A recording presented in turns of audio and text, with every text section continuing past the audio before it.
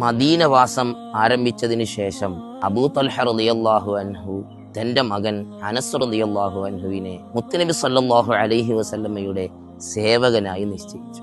നബി സല്ലല്ലാഹു അലൈഹി വസല്ലമയുടെ ഉച്ചയുറക്കിന്റെ നേരം ഇപ്പോൾ ഒരു സേവനവും ആവശ്യം വരില്ല എന്ന് കരുതി അനസ് റളിയല്ലാഹു അൻഹു വീട് വിട്ടിറങ്ങി.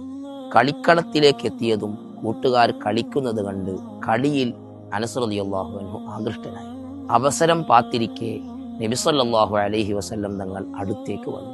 കുട്ടികളോടായി സലാം പറഞ്ഞ നബി സല്ലല്ലാഹു അലൈഹി വസല്ലം അനസ് റളിയല്ലാഹു അൻഹുവിനെ രഹസ്യമായി വിളിച്ച് ഒരു സ്ഥലത്തേക്ക് പറഞ്ഞയച്ചു.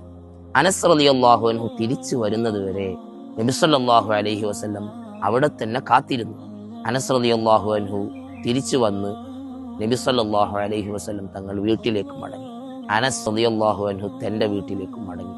ഉമ്മു സുലൈം റളിയല്ലാഹു അൻഹു മകനെ കാത്തിരിക്കുകയാണ്. പതിവിലും വൈകിയതിനാൽ ക്ഷുഭിതയായ ഭാവത്തിലാണ് ഉമ്മയുള്ളത്.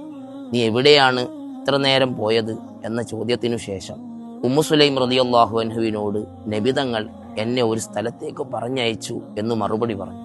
എവിടെയാണ് എന്ന ചോദ്യത്തിന് അനസ് റളിയല്ലാഹു അൻഹു ഒന്നും മറുപടി പറഞ്ഞില്ല. രഹസ്യമാണ് എന്ന് മനസ്സിലാക്കിയ ഉമ്മു സുലൈം മുഖത്ത് ചെറിയ ചിരി പടർത്തി മുത്തുനബിയുടെ രഹസ്യമാണല്ലേ എന്ന് പറഞ്ഞ് വീട്ടിനും അകത്തേക്ക് കയറി.